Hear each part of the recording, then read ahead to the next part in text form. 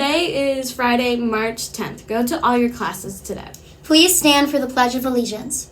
Allegiance to the flag of the United States of America and to the republic for which it stands, one nation, under God, indivisible, with liberty and justice for all. Happy birthday to the following students.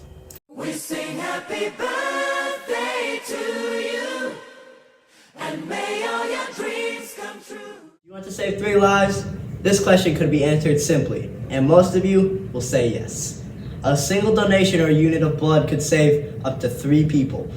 Ask your parents, grandparents, families, and neighbors to join the blood drive on April 6th from 1 p.m. to 6 p.m. However, if you are under 17, then you must have a permission slip signed by a parent or guardian. Hey, don't just ask one person, ask 5 people. At least one will join. And the homeroom with the most participants that donate get a donut party for their homeroom. You can even compete with other homerooms and see if you win. Help people roll up their sleeves and save 3 lives. That's a lot of lives. Okay, here's a QR code.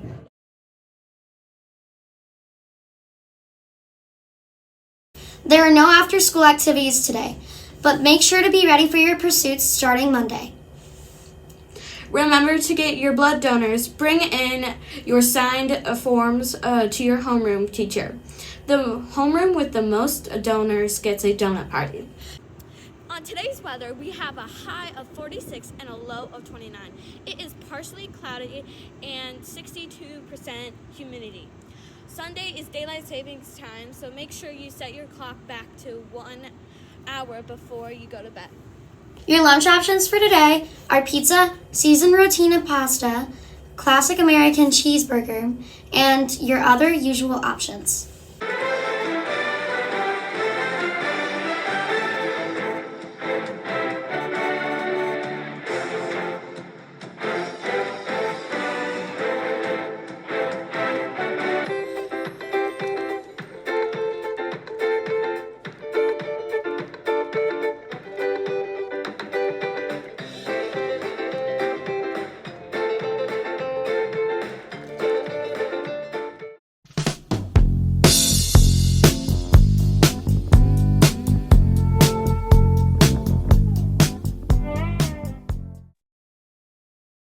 Hi, North. Hello, good morning. Good morning.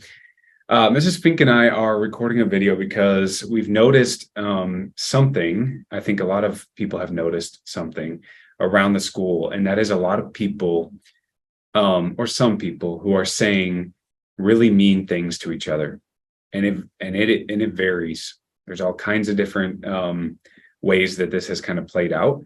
It's kind of cross grade levels. It's cross friendship circles. We've seen a lot of it happening lately. It's very widespread, it seems to be lately. Yeah. And so what we want to talk about today is the importance of your words and your actions. And we want everybody to hear the same message. Okay. Your words, how you speak to each other, really matters on a daily basis. When you come in this building, how you interact with other people matters. It sticks with people. It contributes to a culture. And so if we're all positive and we build each other up throughout the day, man, what a school, right? What a place to be. If we're not positive, if we're negative, if we're mean, that also builds a culture. And so we want everybody to hear this message of your words and your actions are important.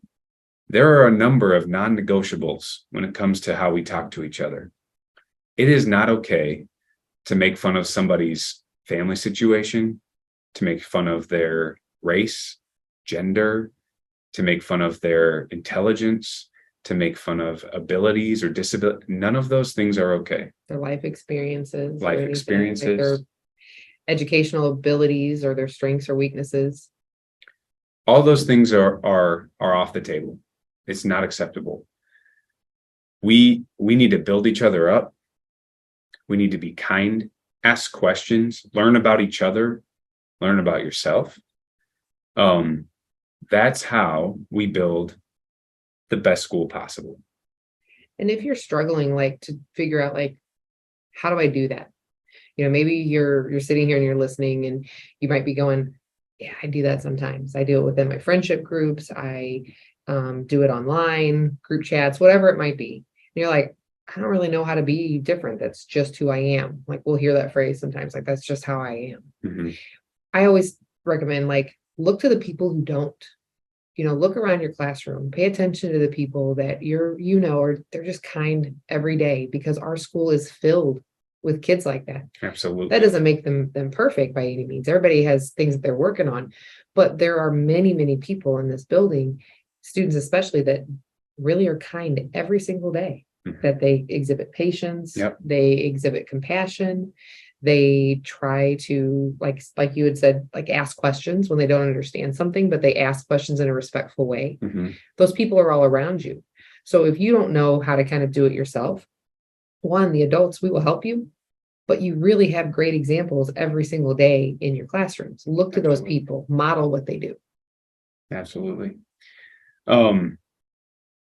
If you are struggling with that,